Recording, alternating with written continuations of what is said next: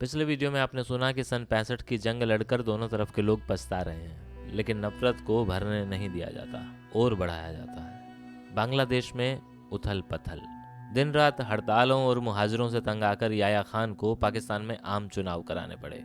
उस वक्त पश्चिमी पाकिस्तान में भुट्टो साहब की पीपल्स पार्टी और पूर्वी पाकिस्तान में शेख मुजीबुर रहमान की आवामी पार्टी का जोर था। इनके अलावा एयर मार्शल असगर खान, मौलाना मौजूदी की जमीयतें इस्लामी आदि दूसरी पार्टियां भी थी, लेकिन इनकी ताकत नहीं के बराबर थी। असली जोर तो भुट्टो और शेख साहब की पार्टी का ही था। याया खान चुनाव तो करा बैठा, पर हुकूमत नहीं छोड़ना चाहता था। लिहाजा उसने ऐसे हालात पैदा कर दिए कि अवामी लोग और पीपल्स पार्टी किसी तरह मिलकर हुकूमत ना बना सकें। भुट्टो साहब ने एक बार अपनी स्पीच में मुजीब को मुखातिब करते हुए कहा था, उधर तुम इधर हम, जिस पर याया खान के चेले चपाटों ने भुट्टो के खिलाफ सारे मुल्क में मुजाहरे करवा दिए। इस पर भुट्टो की बहुत बदनामी हुई कि पाकिस्तान को दो भाग करके खुद एक हिस्से पर राज करना चाहता है। इधर शेख मुजीबुर रहमान, जो बंग बंधु के नाम से मशहूर थे, हुकूमत साजी के लिए 7 सूत्री प्रोग्राम रखा, क्योंकि वह बरसों से देख रहे थे कि किस तरह बंगालियों को पाकिस्तान में दूसरे दर्जे का शहरी समझा जाता है और किस तरह पश्चिमी पाकिस्तान वाले पूर्वी पाकिस्तानी वाले लोगों का खून चूस चूस कर अमीर हो रहे हैं। जबकि स्थिति यह थी कि पाकिस्तान को प्राप्त होने वाली विदेशी मुद्रा में 70% हिस्सा पूर्वी बंगाल का होता था। चाय, पटसन और कुदरती गैस जैसी चीज़ों का वह घर था। ये सब विदेशी मंडियों में बिकती थी और उसकी कमाई पर ऐश करता था पश्चिमी पाकिस्तान। पूर्वी बंगाल के बंगाली अधिक गरीबी में ही दिन बिता रहे थे। पाकिस्तान में शेख मुजीबुर रहमान को उसके हुकूमत करने के कानूनी हक से वंचित रखने के लिए याया खान और जुल्फिकार अली भुट्टो ने एक षड्यंत्र रचा, जिसके अंतर्गत मुजीबुर रहमान की 7 सूत्री योजना पर बातचीत करने के लिए याया खान पूर्वी पाकिस्तान गए। शेख मुजीब को भनक भी नहीं थी कि उसके साथ ऐसा नाटक खेला जा रहा है। लिहाजा शेख मुजीबुर रहमान के घर पर हमला हुआ, फौजी हमला, जिसमें उनके बेशतर लोग मारे गए और शेख मुजीब को गिरफ्तार करके पश्चिमी पाकिस्तान भेज दिया गया। पाकिस्तानी फौज की इस हरकत पर बंगालियों का खून खौल उठा। सारे पाकिस्तान में उथल पुथल मच गई, जगह जगह प्रदर्शन और हड़तालें होने लगी। इस पर पाकिस्तानी फौज ने बौखलाकर निहत्थे बंगालियों का कत्लेआम शुरू कर दिया। विशेष तौर पर हिंदू बंगाली चुन चुन कर मारे गए। पाकिस्तानी फौज ने ढाका यूनिवर्सिटी के हॉस्टल पर टैंक और तोपें चढ़ा दी और बर्बरता का वह नंगा नाच दिखाया कि इंसानियत थर्रा उठी। लड़कियों के कॉलेज के हॉस्टल में घुसकर सामूहिक बलात्कार किए गए। कुछ मासूम लड़कियां तो इस वाशियाना हरकत की ताब ना लाकर दम तोड़ गई और बाकी के इन लोगों ने संगीनों की नोक से जिस्म छेद दिए, स्तन काट डाले, यहाँ तक कि उन्होंने 10 साल की बच्चियों तक को नहीं बख्शा। अब बंगालियों के सामने दो ही रास्ते थे, या तो हमेशा हमेशा के लिए गले में गुलामी की जंजीरें पहनकर पश्चिम पाकिस्तान के तलवे चाटते, या फिर जुल्म के खिलाफ सिर पर कफन बांधकर जंग के मैदान में उतरते। वे भारतीय सीमा में शरणार्थी बनकर पहुंच गए। पूर्वी बंगाल में तो वे पाकिस्तानी फौज के मुकाबले टिक नहीं सकते, इसलिए उन्होंने शिवाजी के छापामार युद्ध का तरीका अपनाया। पाकिस्तानी फौजें बांग्लादेश की भौगोलिक हालात से वाकिफ नहीं थी, इसलिए उनको पता नहीं चलता था कि बंगाली लोग कहाँ, कब, कैसे अचानक उनके फौजी दस्तों पर घात लगाकर टूट पड़ते और पल भर में उनको तहस नहस करके 9-2-11 हो जाते। पूर्वी पाकिस्तान की पुलिस में भी बगावत फैल गई। पुलिस की राइफलें, ईस्ट बंगाल रेजिमेंट की बंदूकें पाकिस्तानी फौजों पर भी आग बरसाने लगी। उधर पाकिस्तान की बदकिस्मती कि 2 कश्मीरी मुसलमान मोहम्मद अशरफ और हाशिम कुरैशी, जो कि कश्मीर को भारत से अलग करने की ख्वाहिशमंद पार्टी के सदस्य थे, एक भारतीय जहाज अगवा करके पाकिस्तान ले गए। इस पर भारत सरकार ने पाकिस्तानी जहाजों की भारत पर से उड़ान बंद कर दी। भारतीय समुद्र से भी उसके समुद्री जहाजों के गुजरने पर रोक लगा दी। नतीजा यह है कि चारों तरफ से कटी हुई पाकिस्तानी फौजें बांग्लादेश में कैद होकर रह गई, जैसे चूहेदानी में चूहे। अब पाकिस्तान की ओर से फौज को न तो कुमक भेजी जा सकती थी और न ही हथियार। इसका बदला भी पाकिस्तानी फौज ने बंगालियों का खून बहाकर चुकाना शुरू कर दिया। जुल्म का दौर और तेज हो गया। एक बार तो यूं लगा कि बस अब बंगाली हमेशा हमेशा के लिए पाकिस्तान की धरती से गायब हो जाएंगे, लेकिन यह खामोशी अपने अंदर एक बहुत बड़ा तूफान छुपाए हुए थी। यह सब आगे चलकर भारत पाकिस्तान की 1971 की जंग के रूप में दिसंबर 1971 में सामने आया। बांग्लादेश की उथल पथल का असर पाकिस्तान की जेलों में कैद हम हिंदुस्तानी लोगों पर भी पड़ा। अधिकतर लोग हम लोगों को नफरत की निगाहों से देखते थे और कुछ तो हमें देखना तक भी गवारा नहीं करते थे। जब भी कोई इक्का दुक्का हिंदुस्तानी जेल में कहीं घूमता फिरता हुआ उनके हत्थे चढ़ जाता, वे उसकी पिटाई कर देते। मुझे याद है, फांसी की कोठरियों में एक सजाए मौत का कैदी शाह मोहम्मद थानेदार हुआ करता था। बांग्लादेश की गड़बड़ से पहले वह मेरे साथ बहुत मोहब्बत से पेश आया करता था, लेकिन ज्यों ही बांग्लादेश में गड़बड़ हुई उसका रवैया बदल गया। एक दोपहर जब मैं उसकी कोठरी के आगे से गुजर रहा था तो उसने मुझे आवाज लगाई और बोला, आओ पंडित, तुम्हें सिगरेट देता हूँ। जो ही मैं उसके पास गया, उसने जंगले में से दोनों हाथ निकाल कर मेरा गला पकड़ लिया और बोला, साले कुत्ते हिंदुस्तानी, मैं तो सजाए मौत का कैदी हूँ। अगर एक कत्ल और कर दूंगा तो इससे बढ़कर सजा मिलने से रही। क्यों ना मरने से पहले तुम्हें भी जहन्नुम में पहुंचा दूं। तुम्हें मारकर अगर फांसी भी लग गई ना तो कौमी शहीद कहलाऊंगा। अल्लाह की जन्नत के दरवाजे मेरे लिए खुले रहेंगे। यह कहकर वह मेरा गला दबाने लगा। उस 65 साल के बुड्ढे में न जाने कहां से बला की ताकत आ गई। मैंने बहुत जोर से चीख मारी, जिस पर वार्डन और नंबरदार भागकर आ पहुंचे। उसकी हरकत पर हक्के बक्के रह गए। एक नंबरदार ने उसके सिर पर डंडे का वार किया, जिससे उसके हाथों की पकड़ ढीली हो गई। मैं जान छुड़ाकर सीधा अपनी कोठरी की तरफ भागा। जब यह हालत एक पढ़े लिखे थानेदार की हो सकती है तो उस वक्त अनपढ़ और कट्टर पाकिस्तानी कैदियों के दिमागी हालत क्या होगी, इसका आप खुद ही अंदाज़ा लगा सकते हैं। इस घटना के बाद कई दिनों मैं कोठरी से नहीं निकला। उधर जेल के दरोगा ने हुक्म दिया कि जिस वक्त पाकिस्तानी कैदी खुले हों उस वक्त हिंदुस्तानी कैदियों को बंद रखा जाए। हिंदुस्तानी कैदियों को अपनी बैरक छोड़कर दूसरी बैरक में जाने पर भी पाबंदी लगा दी गई। अब सिर्फ कैदियों का ही सलूक नहीं बदला था, जेल के अफसरों की निगाहें भी बदल गई। जरा जरा सी बात पर बेवजह हिंदुस्तानी कैदियों की पिटाई की जाती, उनकी मशक्कतें दुगनी कर दी गई और उनसे जानवरों की तरह काम लिया जाने लगा। शुक्र है कि पाकिस्तानी जेलों में चक्की पीसने और तेल के कोलू में बैल की जगह इंसान जोतने की मशक्कत कानूनन खत्म हो चुकी थी, वरना शायद पाकिस्तानी अफसर सभी हिंदुस्तानियों को या तो चक्की पीसने पर लगा देते या तेल के कोलू में। अब मैं अपने अजीज पाकिस्तानी दोस्त के पास उसके बुलाने पर भी नहीं जाता। सबकी नजरें बदल गई थी, हवाओं में जहर फैल गया था और हम मजबूर थे उस जहर भरी दम घोट देने वाली हवा में सांस लेने के लिए। बिल्कुल वही नफरत उस वक्त पाकिस्तानी कैदियों की निगाहों में थी जो सन 47 में हिंदुस्तान पाकिस्तान में बंटवारा होने पर मैंने बचपन में देखी थी। इसका क्या अंजाम निकलेगा, मैं यही सोचकर परेशान हो जाता था। अभी तो मेरा मुकदमा भी नहीं चला था, न जाने उसमें कितनी सजा होगी और कितने सालों तक इस जहर भरी नफरत की निगाहों और हवाओं का सामना करना पड़ेगा। और जिस दिन का मुझे इंतजार था वह भी आ पहुंचा, यानी समरी कोर्ट मार्शल। मुझे सूचित किया गया कि मेरा समरी कोर्ट मार्शल शाही किला लाहौर में होगा। यह बात बहुत हैरान कर देने वाली थी कि समरी कोर्ट मार्शल की अदालत एक इंटेरोगेशन सेंटर में लगाई जाए, जहां पुलिस का पूरा दबदबा हो और जहां पुलिस गवाहों से और यहां तक कि कैदी से भी मनचाहे बयान दिलवाने की जरूरत करे। वहां पर पुलिस जिस चाहे कैदी को दिखाकर उसकी शिनाख्त करवा ले, उसके खिलाफ जो भी चाहे बयान दिलवा ले। समरी मार्शल का चेयरमैन एक मेजर था जो भी नौजवान था, जाति का सैयद था, और जब कभी मैं कार्रवाई के बीच बोलने की कोशिश करता तो वह मुझे खा जाने वाली नजरों से घूरता।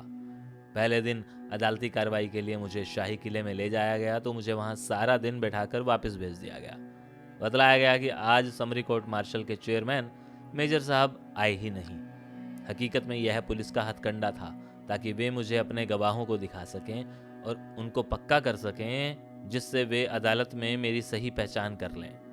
अगले दिन भी 12 बजे मेजर साहब नहीं आए। इस बीच मुझे शाही किले के डीएसपी जनाब मोहम्मद अजीम दुर्रानी ने अपने कमरे में बुला लिया।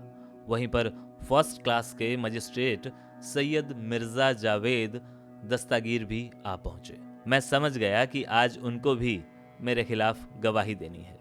दुर्रानी साहब ने चाय मंगवाई और हम दोनों को पेश की। मुझसे मुखातिब हुए, देख लो भास्कर, आखिर तुम मेरी बात नहीं माने तो इसका यह नतीजा निकला कि तुम्हारा कोर्ट मार्शल होने जा रहा है, जिसमें तुम्हें सजाए मौत तक हो सकती है। बच भी गए तो पाकिस्तान की जेलों में सड़ कर मर जाओगे। तुम्हारी कैद खत्म होने पर भी तुम्हें यहीं नजरबंद करके डाल दिया जाएगा। अब तुम्हारा नसीब पाकिस्तानी जेल की रोटियां और मिट्टी के तेल का एक कनस्तर है, जो तुम्हारे मरने पर तुम्हें जलाने को मिलेगा। तुम्हारे माँ बाप को शायद तुम्हारी हड्डियां भी नसीब ना हो, क्योंकि भारतीय हाई कमीशन वाले आजकल हिंदुस्तानी कैदियों की हड्डियां भी लेने नहीं आते। वे बोलते गए। अगर हमारी बात मान लेते और अपने मुल्क जाकर पाकिस्तान के लिए काम करने का वचन देते तो हम यहाँ जेल में तुम्हारी फरारी का ड्रामा रचते। तुम्हारी फरारी को अखबारों, रेडियो और टेलीविज़न में पब्लिसिटी देने, जिसमें तुम हिंदुस्तान की नज़र में हीरो बने रहते और बिना किसी शक्को शुबा के हमारे लिए काम करते रहते। यह सुनकर मैंने कहा, क्या बच्चों वाली बातें करते हो दुरानी साहब? आप क्या समझते हैं कि हिंदुस्तानी इंटेलिजेंस इस कदर बेवकूफ़ है कि वो आपके द्वारा की गई पब्लिसिटी मेरी फरारी की कहानी पर यकीन कर लेगी? पाकिस्तान में कैद हुए सन 50 से लेकर अब तक अनगिनत भारतीय में से कोई फरारी नहीं कर सका। मैं क्या कोई सुपरमैन हूँ जो वह मेरी फरारी पर यकीन कर लेंगे? और इस बात की भी कहाँ गारंटी है कि वह ड्रामा सिर्फ मेरी फरारी का होगा? मेरी मौत का भी तो हो सकता है। जहाँ तक सजाए मौत मिलने का ताल्लुक है, उसकी मुझे कोई सूरत नहीं नजर आती। आप 2.5 साल की जानलेवा तफ्तीश के बाद भी मेरा किसी पाकिस्तानी से कोई लिंक साबित नहीं कर सके हैं, और न ही मेरे पास कोई कागज, कोई नक्शा, कोई फोटोग्राफ पकड़ा गया है जो यह साबित करता हो कि मैं पाकिस्तान में जासूसी का काम सर अंजाम दे रहा हूँ। ले दे के सबूत के नाम पर आपके पास मेरा सुन्नत किया हुआ नफ्स है। अगर इसी वजह से आपका कानून सजाए मौत देगा तो खुद उसकी अपनी हंसी उड़ेगी, क्योंकि सजा देने के बाद आपको फैसले की एक कॉपी भारतीय हाई कमीशन को भी तो देनी होगी। महज अनुमान करके कि मैं भारतीय जासूस हूँ, कोई अदालत मुझे सजाए मौत नहीं दे सकती। रही बात समुंद सिंह की गवाही की, तो वह इस वक्त हुकूमत पाकिस्तान का कैदी है। वह जो कुछ भी कहेगा उसके बारे में मेरा कहना यही होगा कि पाकिस्तान सरकार उसे रिहाई का लालच देकर मेरे खिलाफ बयान दिलवा रही है। इस पर वह बोले, बहुत ऊंचे उड़ रहे हो मेरे अजीज, तुम्हें नहीं मालूम कि यह नफ्स कटों की बादशाही है। जिस दिन अदालत का हुक्म सुना सारा कानून भूल जाओगे। और इस पर मैं बोला, कमाल है ना यहाँ के कानून का, कि पुलिस पहले ही अदालत के निर्णय से वाकिफ है जो मुझे सजाए मौत देने का फैसला कर चुकी है। अगर यही बात है तो यह सारा ड्रामा किस लिए है? खत्म कीजिए किस्सा, चढ़वा दीजिए मुझे फांसी। वह मुस्कुराकर बोले, कुछ ड्रामे बहुत जरूरी होते हैं भास्कर, जिंदगी भी एक ड्रामा है। ठीक है, तुम अपना किरदार अदा करो, हम अपना कर रहे हैं, लेकिन तुम जैसे हसीन ज़हीन नौजवान की मौत का हमें बड़ा दुख है। अब ये बातें हो ही रही थी कि एक नौजवान सादा कपड़ों में दाखिल हुआ, जिससे चौधरी साहब मुखातिब हुए। आओ सैयद दिलशाद हुसैन। फिर मुझसे बोले, भास्कर इसको पहचानते हो? अरे यार, तुम इनके ग्रैंड होटल गुजरांवाला में ठहरा करते थे। मैं हैरान, मैंने उस शख्स को इससे पहले कभी जिंदगी में नहीं देखा था। मैं बोला, ठीक है चौधरी साहब, ड्रामा जारी रखें। लगता है घंटे भर बाद आप किसी खातून को मेरी बीवी बनाकर भी पेश कर देंगे और कहेंगे, अमा यार पहचानते नहीं हो, इसके साथ तुम कितनी रातें बिता चुके हो। इस पर वह थोड़ा गुस्से में आ गए और बोले, देखो बदतमीजी मत करो, हम तुम्हारे साथ किस अदब से पेश आ रहे हैं उस बात की कद्र करो। न तो हम इस कदर गिरे हैं और न ही कोई पाकिस्तानी खातून ऐसी है कि तुम्हें शोहर कहकर दावा करे। इस पर मैंने खामोश रह जाना बेहतर समझा। सिपाही ने आकर इतला दी कि समरी कोर्ट मार्शल के चेयरमैन मेजर साहब तशरीफ ला चुके हैं। ड्रामा शुरू हो गया। हर गवाह अपने रटे रटाए बयान पेश कर रहा था, जिसमें ग्रैंड होटल गुजरेवाले का मैनेजर सैयद दिलशाद हुसैन भी था। मुझे बड़ी हैरानी हुई कि उसने कुरान की कसम खाकर झूठा बयान लिखवाना शुरू किया। उसके बाद साहिवाल के गांव का भागदीन भी कुरान की कसम खाकर मेरे खिलाफ बयान दे गया। उसके बाद एक एक करके गवाह आते गए और मैं खामोश तमाशाई बना रहा। जब मजिस्ट्रेट सैयद जावेद दस्तगीर अपना बयान लिखवाने लगे तो मैंने उनसे सवाल किया, पीर साहब, क्या आप बतलाएंगे कि जिस वक्त आप मेरा बयान लिख रहे थे उस वक्त इंस्पेक्टर राजा गुल अनार खान आपके चैम्बर में थे या बाहर? वह बोले, चैम्बर के बाहर। मैंने कहा, कुरान की कसम खाकर एक ऑफिसर इस कदर झूठ बोले, यह बात आपको जेबा नहीं देती? यह सुनते ही समरी कोर्ट मार्शल के चेयरमैन गुस्से में मुझ पर उबल पड़े और बोले, खामोश गुस्ताख, तुम्हें ऐसी बदतमीजी से बात नहीं करनी चाहिए। तुम्हें अपने सवाल का जवाब मिल गया है। आइंदा किसी गवाह पर कोई रिमार्क नहीं दोगे तुम, समझे? अब मैं क्या कर सकता था? खामोश होकर रह गया। उसके बाद मैंने किसी गवाह से कोई सवाल नहीं किया। जब राजा गुल अनार खान की बारी आई तो अपना बयान लिखवाने के बाद वह बोले, भास्कर कुछ पूछ लो। मैं बोला, राजा साहब अगर कुछ कहूंगा तो वह तौहीन अदालत होगी, इसलिए बेवजह अपने जुर्म में क्यों इजाफा करूं। अगर यह दस्तूर जुबाबंदी है तो जबान खोलना फिजूल ही नहीं है, हिमाकत भी है। फिर भी आप कहते हैं तो अर्ज करता हूं कि क्या आप बतलाएंगे जिस वक्त मजिस्ट्रेट सैयद मिर्जा जावेद दस्तगीर मेरा बयान लिख रहे थे उस वक्त आप उनके चैम्बर के अंदर थे या बाहर। वह बोले, ना मैं चैम्बर के अंदर था न बाहर, मैं चैम्बर की चौखट पर खड़ा था। और मैं बोला, बतला सकेंगे कि दरवाज़ा मजिस्ट्रेट साहब की कुर्सी से कितना दूर था? आपको मेरा बयान सुनाई दे रहा था या नहीं? वह बोले, जहाँ तक मुझे याद है मैं आप दोनों से 3-4 फीट के फासले पर था और जो भी कलमबद्ध किया जा रहा था वह मुझे पूरी तरह से सुनाई दे रहा था। मैं बोला, बहुत बहुत शुक्रिया साहब, मुझे और कुछ नहीं पूछना। यह एक बहुत अहम कानूनी नुक्ता था। कानून के मुताबिक जब मुजरिम के दफ़ा 164 के तहत इकबालिया बयान लिखे जाते हैं तो यह लाजिम होता है कि मजिस्ट्रेट और मुजरिम के अलावा कोई कमरे के अंदर ना हो। यहाँ तक कि कमरे के बाहर भी पुलिस को इतना दूर खड़ा किया जाता है कि वह मुजरिम के बयान ना सुन सके। जब राजा साहब ने मेरी ख्वाहिश के मुताबिक सवाल का जवाब दे दिया तो समरी कोर्ट मार्शल का चेयरमैन अपनी कुर्सी पर बेचैन हो गया और मुझे खा जाने वाली नज़रों से देखता हुआ राजा साहब से मुखातिब हुआ, यह बहुत चालाक शख्स है, आप इसकी चालाकी को ना समझ सकेंगे। राजा साहब बोले, मैं सब समझता हूँ मेजर साहब, कुरान की कसम खाकर हकीकत से इनकार कैसे कर सकता हूँ। मैं खुद भी नहीं चाहता था कि उस वक्त चैम्बर में रहूं, लेकिन ऊपर से ऐसा हुक्म था, इसमें मैं क्या कर सकता हूँ। वह सुनकर तो मेजर साहब की भौहों पर और भी बल पड़ गए। वह मुझसे बोले, तुमको अपने बचाव में कुछ कहना है? मैंने कहा, जहाँ तक मेरे बयान का सवाल है, मेरी नज़रों में पुलिस हेडक्वार्टर, इंटरोगेशन सेंटर, शाही किला में समरी कोर्ट मार्शल की अदालत का लगना एक गैर कानूनी हरकत है। लिहाजा अदालत बाज़ाब्ता खुद गैर कानूनी है और इस गैर कानूनी अदालत के सामने कोई बयान देना बेमानी है। इसलिए मैं अपने बयान देने का हक महफूज रखता हूँ। मुझे जो कुछ भी कहना है फील्ड जनरल कोर्ट मार्शल की अदालत में कहूँगा। यह सुनते ही वह बादल की तरह फट पड़ा और बोला, तुम अपने आप को समझते क्या हो? तुम बहुत देर से टर्रा रहे हो।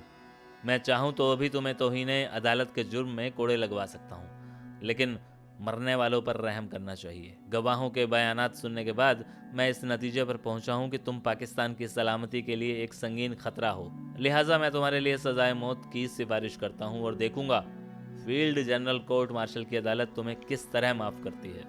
मैं बोला, बहुत बहुत शुक्रिया मेजर साहब, मुझे आपसे यही उम्मीद थी। इससे ज़्यादा आप कर भी क्या सकते हैं।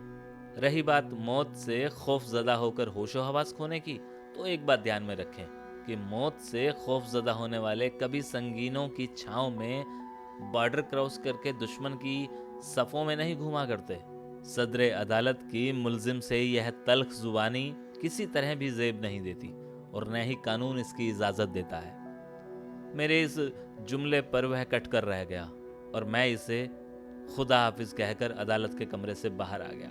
सिपाहियों ने मुझे हथकड़ियाँ लगाई और मैं पाँव की बेड़ियाँ झंझनाता हुआ किले की सीढ़ियाँ उतरने लगा। बाहर राजा साहब खड़े थे। उनसे दुआ सलाम के बाद मैंने उनसे कहा, राजा साहब एक गुजारिश है। किले के सामने गुरु अर्जुन देव जी का गुरुद्वारा है जहाँ उन्होंने शहादत हासिल की थी।